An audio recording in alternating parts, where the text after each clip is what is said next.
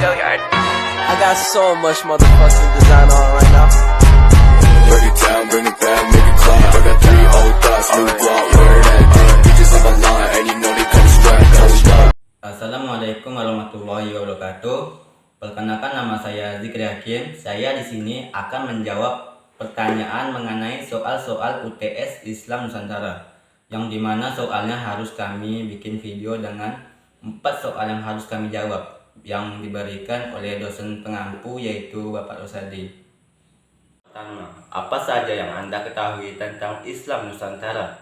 Islam Nusantara adalah istilah yang digunakan untuk menjelaskan karakteristik, tradisi, dan praktik keagamaan Islam di kawasan Nusantara, khususnya di Indonesia. Ini mencakup berbagai aspek yang merefleksikan cara pandang, pemikiran, dan pola perilaku umat Islam di Indonesia. Sepanjang sejarah, beberapa hal yang menjadi ciri khas dari Indonesia antara lain: akulturasi budaya Islam Nusantara dikenal akomodatif terhadap budaya dan tradisi lokal, sehingga banyak elemen budaya yang terintegrasi dalam praktik keagamaan. Perpaduan di menciptakan perwujudan Islam yang khas di Indonesia dan mempengaruhi tata nilai, simbol, dan upacara keagamaan. Toleransi dan inklusivitas Islam Nusantara menekankan pentingnya toleransi, saling menghargai, dan menjunjung tinggi persatuan meskipun beragama. Hal ini terlihat dalam hubungan antara umat Islam dengan pengikut agama lain, serta antara aliran atau mazhab dalam Islam itu sendiri. Moderat dan fleksibel menjadi ciri khas Islam Nusantara dalam menghadapi berbagai situasi dan perubahan. Hal ini tercermin dalam keterbukaan umat Islam di Indonesia terhadap berbagai pencerminan dan pengetahuan baik lokal maupun global.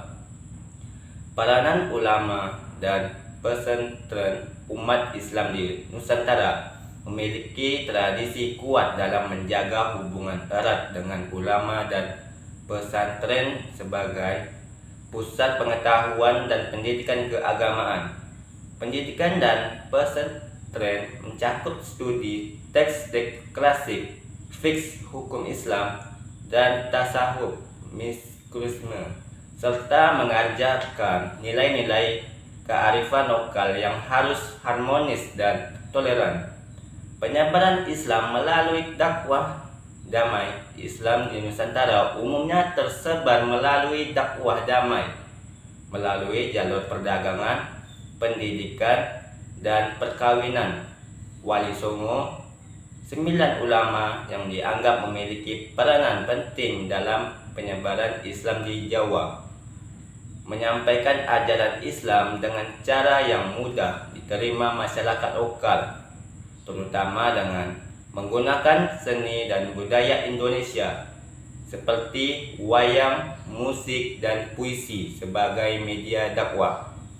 Secara umum, Islam Nusantara mencerminkan wajah Islam yang damai, toleran, inklusif, dan moderat. Pendekatan ini menciptakan interaksi yang positif antara Islam dan elemen budaya, sosial, dan politik yang ada di kawasan Nusantara.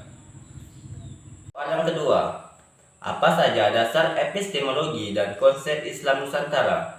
Epistemologi Islam Nusantara mengacu pada cara pengetahuan dan ajaran Islam ditemukan, dipahami, dan diintegrasikan dalam konteks budaya dan sejarah Nusantara. Berikut beberapa dasar epistemologi dan konsep yang terkait dengan Islam Nusantara. Yang pertama ada syariah, tarekat, dan hakikat dalam Islam Nusantara. Pengetahuan dan pemahaman tentang ajaran Islam meliputi 3 aspek, yaitu syariah, hukum dan ajaran Islam; tarekat, pengembangan spiritual; dan hakikat, pengetahuan mistis tentang Tuhan. Ketiga aspek ini saling melengkapi dan membantu umat Islam di Nusantara untuk memahami dan mengamankan ajaran Islam secara komprehensif. Tradisi lokal dan ajaran Islam. Epistemologi Islam Nusantara memberikan penekanan pada interaksi antara ajaran Islam dan tradisi lokal. Akulturasi antara Islam dan kearifan lokal di Nusantara menciptakan pandangan dan nilai-nilai dan praktis keagamaan yang unik dan beragam. Proses akulturasi ini menggambarkan bagaimana umat Islam di Nusantara menerima dan mengadaptasi ajaran Islam dalam konteks budaya dan sejarah mereka. Dialog dan toleransi epistemologi Islam Nusantara senantiasa mencari pemahaman bersama dan menekankan pentingnya dialog antara agama, antar budaya, dan antar mazhab yang mengakui keberagaman dan menumbuhkan toleransi. Pemikiran ini bersumber dari ajaran Islam yang rahmatan ilal alamin, yaitu Islam sebagai rahmat bagi seluruh Islam.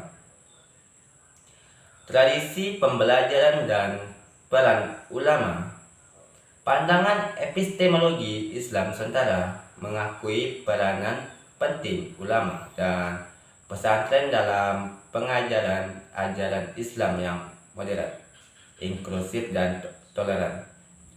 Ulama di Nusantara menyampaikan pengetahuan melalui studi teks-teks klasik Islam serta melalui dialog, ceramah, dan pengajaran secara langsung. Integrasi pengetahuan Islam Nusantara mengintegrasikan pengetahuan dan pemikiran dari berbagai sumber, baik dari Al-Quran, hadis, dan teks-teks klasik Islam, maupun dari kitab-kitab lokal Nusantara dan tradisi lisan, kesenian, dan budaya setempat. Integrasi ini menciptakan keragaman pandangan dan pemikiran dalam konteks Islam di Nusantara. Secara keseluruhan, dasar epistemologi dan konsep Islam Nusantara mencerminkan bagaimana umat Islam di Nusantara memahami, menginterpretasi, dan mengamankan ajaran Islam dalam konteks yang khas. Pendekatan ini menekankan toleransi, inklusivitas, dan interaksi positif dengan tradisi lokal dan budaya setempat, serta menciptakan perwujudan Islam yang damai dan harmonis di kawasan Nusantara. Soal nomor 3. Seperti apa pendapat orang yang menolak Islam Nusantara?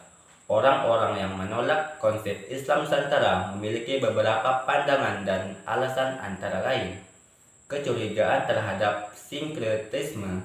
Beberapa orang menganggap bahwa Islam Nusantara mencampur adukan ajaran Islam dengan praktik tradisi lokal yang mungkin bertentangan tentang prinsip-prinsip dasar agama.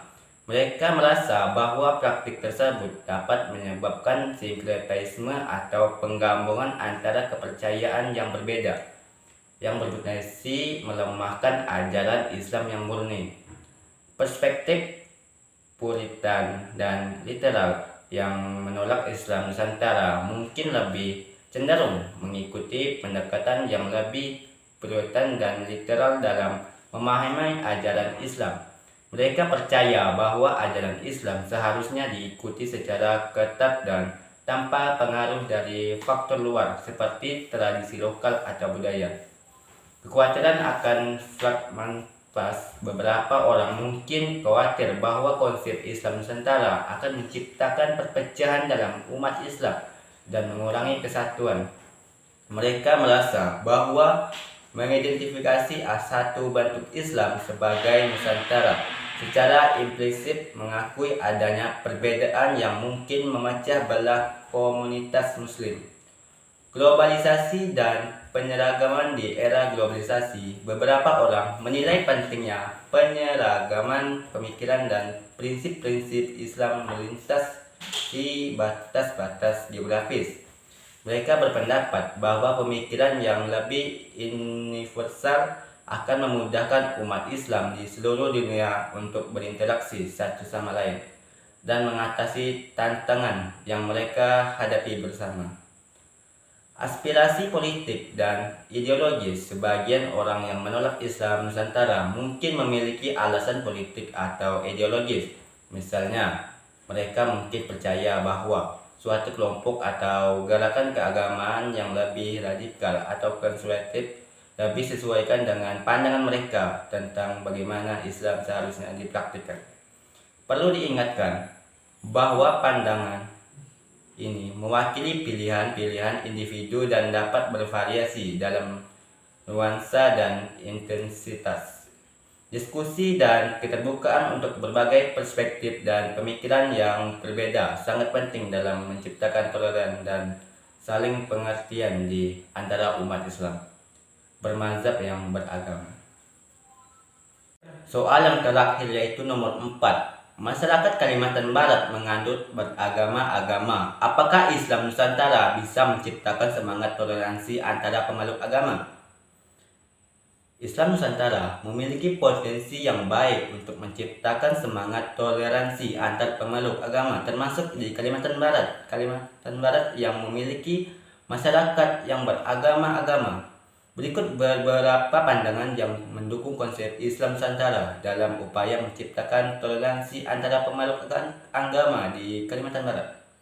Akulturasi budaya. Islam Nusantara menghargai tradisi dan budaya lokal serta menerima perpaduan antara ajaran Islam dan kearifan lokal. Hal ini membuka kesempatan bagi keberagaman budaya dan keyakinan untuk hidup berdampingan dan saling mempengaruhi secara positif. Inklusivitas dan dialog. Islam Nusantara menekankan pentingnya inklusivitas dan dialog antar agama, antar budaya, dan antar mazhab. Prinsip ini sejalan dengan pluralisme di Kalimantan Barat, di mana berbagai agama dan kepercayaan bisa saling menghargai, saling menghormati, dan menjaga kerukunan. Toleransi dan kerjasama. Ajaran Islam Nusantara yang moderat dan toleran bisa membantu masyarakat Kalimantan Barat dalam menjalani kerjasama dan solidaritas antar pemeluk agama. Dalam situasi ini, keyakinan agama menjadi sumber nilai-nilai yang positif dan bisa dijadikan landasan untuk kebaikan bersama. Pendidikan dan peran ulama. Ulama dan lembaga pendidikan Islam di Kalimantan Barat yang mengajarkan Islam Nusantara membantu mensikapi toleran dan moderat di masyarakat. Dalam proses ini, generasi muda dapat belajar tentang pentingnya kerukunan antar umat agama dan bagaimana menghargai perbedaan dengan bijaksana. Semangat gotong royong. Islam Nusantara mendorong semangat gotong royong dan kerjasama antara individu dan komunitas yang berbeda. Hal ini sesuai dengan budaya masyarakat Kalimantan Barat yang mengedepankan semangat gotong royong, di mana orang saling membantu dan bekerja sama untuk mencapai tujuan bersama. Dengan mempromosikan nilai-nilai toleransi, inklusivitas dan dialog dan kerjasama, Islam Nusantara memiliki potensi yang kuat untuk menciptakan semangat toleransi aturan pemeluk agama di Kalimantan Barat. Tentu saja upaya ini membutuhkan kerjasama dan dukungan dari berbagai pihak, termasuk pemeluk agama lain, pemerintah, dan masyarakat sipil, agar bisa menciptakan lingkungan yang kondusif bagi kehidupan beragama yang harmonis. Sekian jawaban yang bisa saya sampaikan untuk tugas kali ini, dan apabila ada kesalahan saya mohon maaf yang sebesar-besarnya. Saya akhiri. Wassalamualaikum warahmatullahi wabarakatuh.